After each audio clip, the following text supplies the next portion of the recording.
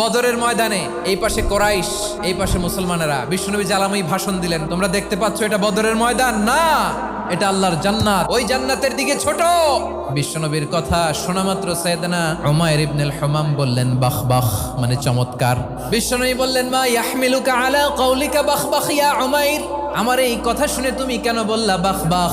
ইয়া রাসূলুল্লাহ, আপনার এই কথা শুনে আমি বড্ড খুশি হয়েছি, আর আমি প্রত্যাশা করছি আমি যদি ওই জান্নাতের মালিক হতে পারি তাহলে কতই না ভালো হতো। সুবহানাল্লাহ বলেন। বিশ্বনবী বললেন উমাইর আনতা মিন আহলিহা, তুমি ওই জান্নাতের অধিবাসী, তুমি জান্নাতি। উমাইর চিন্তা করলেন আমি জান্নাতি, নবীর মুখ দিয়ে যখন বেরোইছে ওই জান্নাতে তো আমার ঢুকতেই হবে, কিন্তু হাতে 3টা খেজুর খেয়ে যদি জেহাদের ময়দানে যাই তাহলে জান্নাতে যেতে তো দেরি হয়ে যাবে।